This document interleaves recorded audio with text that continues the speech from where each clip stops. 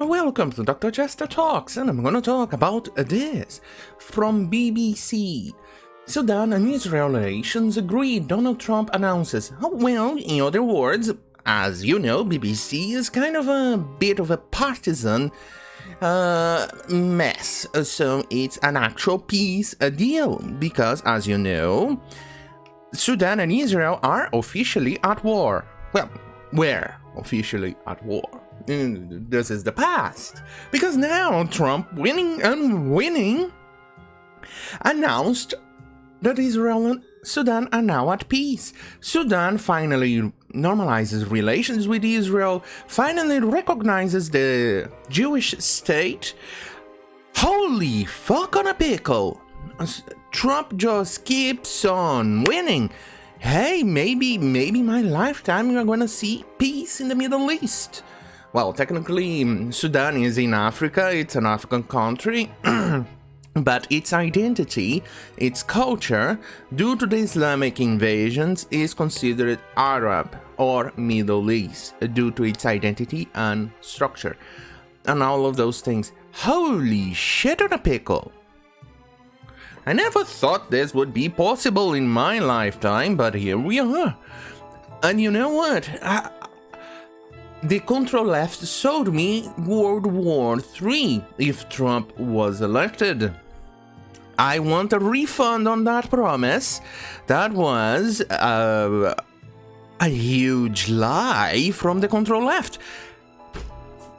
I want a refund. I want a refund from the ctrl-left right now, because it was a promise they made me that we would have World War III, and we are not getting it. We are getting world peace instead. It's completely opposite. What in the actual fuckity fuck? I wonder how much they own me. Anyway, let's get back to the article. Sudan is to normalize relations with Israel, the latest in a series of Arab League countries to do so. At the same time, US President Trump has removed Sudan from the US list of state sponsors of terrorism, unblocking economic aid and investment. Announcing the normalization, Mr. Trump said at least 5 more Arab states wanted a peace deal with Israel. Holy shit, 5 more! That's bigger than the Egyptian Accord in 1979, I believe, with the with the Camp David Accord, in which then later on the Palestinians decided, hey, fuck that, we are going to want independence. We are not going to depend on other Islamic countries to join. They wanted to belong part in Syria, part in Jordan, part with Egypt. But then after the Camp David Accord, they said no. Now, let's see. Trump is winning on Kosovo and Serbia deal, or Serbia-Kosovo deal, United Arab Emirates, Bahrain, 4th peace deal with Sudan. Holy mother of God. Trump has to win the Nobel Peace Prize next year. It has to, because holy shit on a fifth. Oh, whoa. I never thought something like this was even possible. And then Trump attempted to do a peace deal between North and South Korea. Holy shit.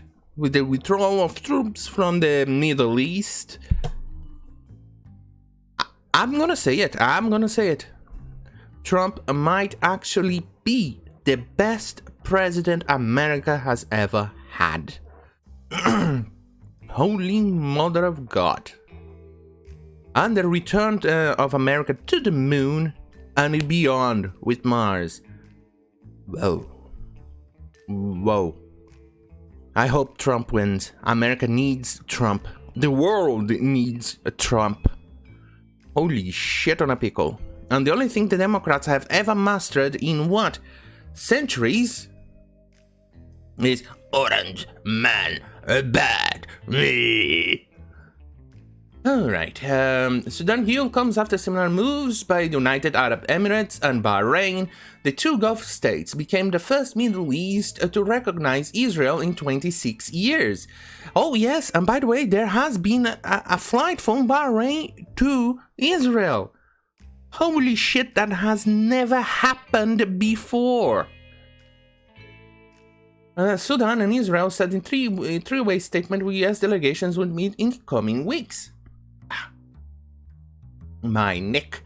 The leaders agreed normalizations relations between Sudan and Israel and the end of state of belligerence between their nations, it said. Here is the key word, belligerent. They were at war. Let's go back onto that one a little bit. Twitter, when Trump announced this, Twitter, well, the blue check mark, I'm not colorblind, the blue check mark gang, the pronoun gang in the Twitter, the mafia behind it, attacked Trump. But they were never at war. I never remember seeing them about war. Oh my god, guys, they were never at war. Why are you saying it's a peace deal? Oh my god, they were never at war. You retards! They were at war, and two, they were never recognizing Israel as a country. That's huge. That's huge. Kind of like what happened to Jordan in 1994 with Israel. Huge. And even more so, even prior to that, with Egypt, this is even bigger because it's 3 countries with 5 more on coming up.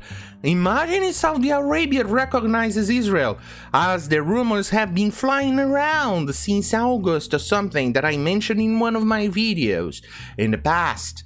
Holy shit on a pickle.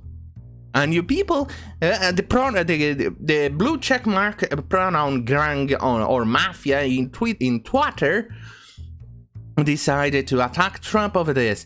But that is nothing. This is nothing. We want war, guys. Guys. We want war. Oh, go fuck yourself, you pronoun gang. Go fuck yourself, blue checkmark gang. In Twitter, we don't care about you. You are useless. You are the aristocratic mumbo-jumbo useless dumps. You are the idiots who want war. You are the idiots who do not understand what coyote means. Let's get back to the article. Until last month, only 2 Arab nations, Egypt and Jordan, had officially recognized Israel. See? The 2 countries which border Israel signed peace agreements in 1979 and 1994 respectively, following US mediation. Mauritania, an African Arab League member, recognized Israel in 1999, but severed ties 10 years later. Mauritania is also a huge country in which slavery is the norm. They have legally or officially in their laws that slavery is illegal. But we all know this is just for show, because slavery in Mauritania is so huge that people are born in slavery and they do not even understand the concept of living in a world without a slavery. They do not understand what is not living outside of slavery. Anyway, a great number of Arab countries formalizing relations with Israel has been condemned by the Palestinians. Here, this is one of the other reasons why the ctrl-left, the blue checkmark mafia or the pronoun mafia in Twitter is against, because they are overwhelmingly in favor of Palestinians, or they are overwhelmingly anti-Semites. They absolutely hate the Jews. They absolutely hate Israel. They are pretty much what Hitler envisioned. They tubing around everybody in there. They love tubing Hitler. They love tumbling at the image of Hitler. They love tumbling at the image or at the concept of anti-Semitism that the Nazis brought. They love it. They tubing around it over and over. Historically, Arab countries conditioned peace talks with Israel on its withdrawal from territories occupied in 1967 war, which is a defensive war, and territory captured in a defensive war is legal. Palestinian Authority member said that he rejected the new agreement, saying no one had the right to speak on behalf of the Palestinians. Nobody cares about you people. In fact, go stay, you know what, keep the West Bank. Or whatever you want to call it yourself, call Ramallah your capital, and be done with it. Hamas, which controls Gaza, said it was a political sin. Look! Go fuck yourself. They are thinking about their citizens. Way more than you idiots.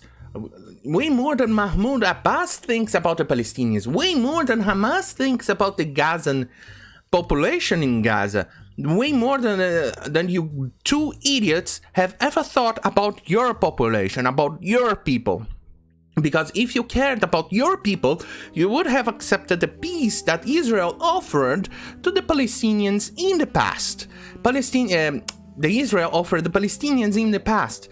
Israel gave everything the Palestinians wanted. I think it was 2005 or something or thereabout. And what happened? The Palestinians rejected it. They want peace. They want everything. They want Israel gone. They want the Jews gone. That's what they want. Ah, fuck's sake. Shortly after Mr. Trump formally moved to remove Sudan from U.S. list of state sponsors of terrorism, reporters in Washington were taken to the Oval Office, where the president was on the phone to the Sudanese and Israeli leaders. Israeli Prime Minister Benjamin Netanyahu said the agreement was a dramatic breakthrough for peace and the start of a new era. I think he also needs a Nobel Peace Prize. Sudanese Prime Minister Abdallah Hamdok thanked Mr. Trump for removing his country from U.S. terrorism list and said the Sudanese government was working towards international relations that best serve all people. Sudanese state TV said the state of aggression would end. Let's see what else here. While on the phone, the two world leaders, Mr. Trump said, "Do you think Sleepy Joe would have made this deal? Somehow, I don't think so." Trump is absolutely correct. Sleepy Joe would have never done this. Sleepy Joe is his president. Okay, Netanyahu, let's move on. Pro-Israel, yeah. Of course, BBC. His Jugiri said that the Sudan deal was another major step towards building peace in the Middle East with another nation, Jesus Christ, what's wrong with my reading today, joining the Abraham Accords, the term used for the deals signed with the UAE and Bahrain. Meanwhile, Israel said it would not oppose US sales of high-grade military hardware to the UAE. The US has agreed to consider allowing UAE to buy F-35 fighter jets after normalizing ties with Israel. Nice. Let's jump on to that. Sudan's generals, who wield the real power, have supported establishing relations with Israel as a way to help get US sanctions on Sudan lifted and open the door to badly needed economic aid. And not only that, normal negotiations and normal economy ties with other countries. That's huge too. Let's see. However, reactions to the deal in Sudan has been mixed. Some few Sudan's leaders gave in to Mr. Trump's proposal under duress and out of desperation to be removed from the US state sponsors of terrorism. BBC senior Africa correspondent Ann Soy reports. I think the surname kind of says everything. Soy. Jesus Christ, you bitch. Look, this African... this peace accord is huge. This will not only that, will bring normalization, economic aid, and other things back to Sudan, finally making and giving a good respite, a good relief to the Sudanese people. And what you have to say is, Trump did that, I don't like it. That's the only thing you could muster, and Sudan's man bad, so bad, Sudan. That's the only thing you could come up with, and soy. Ah, Jesus Christ, this is sad. Donald Trump said Sudan would be removed from the US list of state sponsors of terrorism once the US received the $335 million in compensation for attacks on US embassies in Africa. Yes, that was a state-sponsored... Oops. Boomerized that, won't that lead to pit? Because Sudan actually sponsored and helped Osama bin Laden, who was living in Sudan in 1998. Look, you did that terror, you did a boo-boo, you did something bad, you gotta pay. Just like the US has paid for things that they did wrong. For instance, in the 18s, more or less, in which an airplane from Iran, which had problems with its transponder, which wasn't announcing that it was a civilian plane, the US shot down. It was a mistake. The US recognized it and paid the victims for that. They paid the reparation to the victims, and that happens. And this is something that every country that has done a mistake of epic proportions has done in the past has paid, except Russia, and I'm pretty sure Iran is not going to pay to the victims of the Ukrainian flight they shot down in 2020. But here we are. Anyway, thank you for watching. Jesus Christ, I'm off my game today. Maybe it's lack of coffee. Let me drink to that, because, quite frankly, fucking up my outro is absurd.